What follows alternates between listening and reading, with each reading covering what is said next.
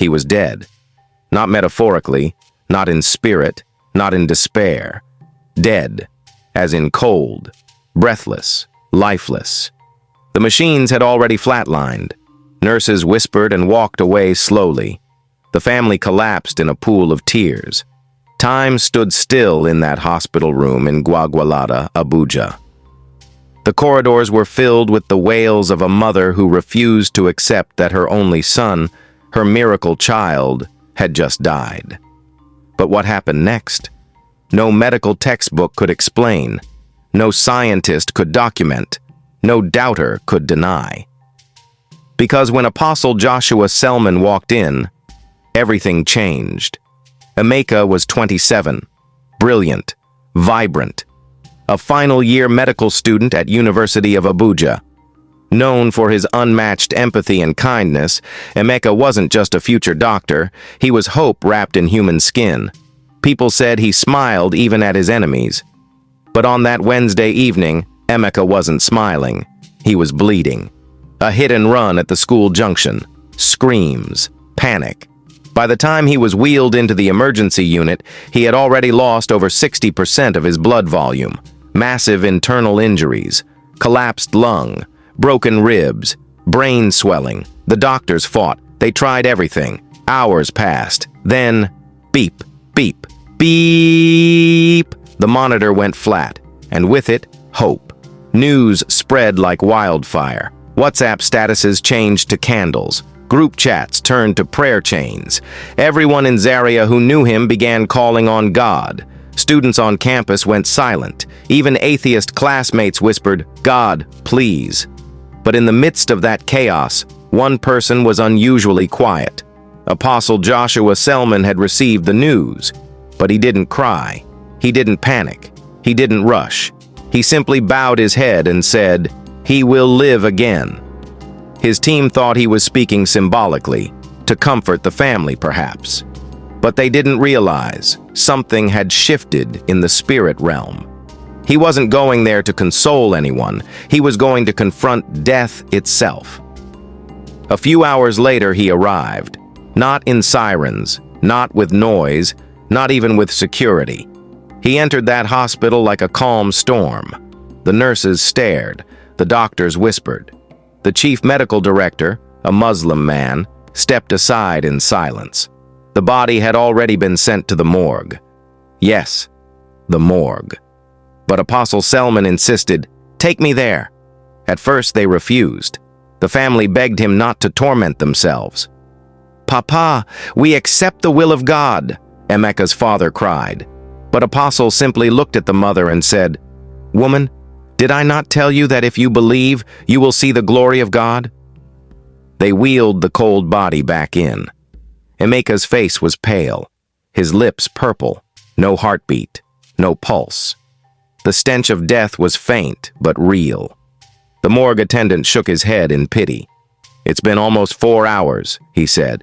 "Even if he comes back, he'll be brain dead." Apostle Joshua Selman didn't flinch. He knelt beside the body, placed his right hand on Emeka's chest, and whispered just 3 words, "Ruach Elohim, come." Nothing happened. 1 minute passed, then 2. Silence. Then Apostle stood up, lifted both hands, and began to worship. Not shouting, not pleading. Worship. Pure, holy, weighty. Then it happened. First, a twitch, then another. The nurses gasped. The doctors screamed. Emeka coughed. The room exploded in chaos. Monitors that had previously failed to detect life suddenly beeped. Pupils dilated. Blood pressure returned. The lungs began to expand. And that brain, that same brain they said was dead, showed full activity. The same morgue attendant who wheeled the body out fell on his face and began to cry. He gave his life to Christ on the spot. The Muslim chief medical director? He removed his cap, held Apostle's feet, and said, "This is not a man. This is a portal." Emeka opened his eyes. "Where am I?" he asked. "You died," the nurse said, trembling. Emeka smiled faintly. "No," he said. "I saw a man in white. He said, 'Return. There is more to do.'" and when he turned, he had the face of Apostle Selman. Now listen, this story may sound unbelievable. That's the point. What's the point of a God who is limited to logic? What's the use of faith if it can't raise the dead?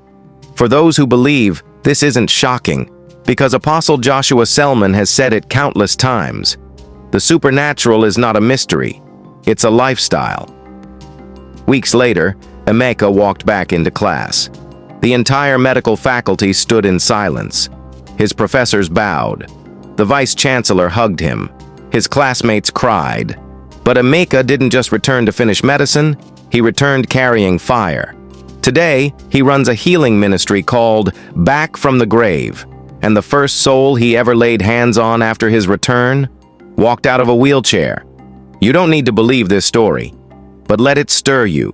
Let it remind you that God still raises men, that death is not the end, that there are still vessels on this earth who have made themselves portals for heaven.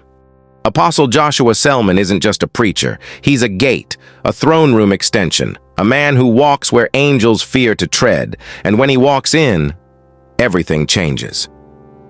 Now it's your turn to respond. This wasn't just a story. It was a divine reminder that God still moves, and he still uses men. If this gripped your heart, don't keep it to yourself. Comment below, "Oh, God, please make me a portal of power." Tag a friend who needs this. Share this video in your prayer group. Let this generation know miracles are not a myth. And if you're hungry for more stories that ignite faith, tap subscribe, turn on the bell, and join this growing tribe of firebrands. Because what you've just heard is only the beginning. Drop a prayer emoji if you're believing God for the impossible. Let's flood this comment section with faith. Let's make Jesus famous again.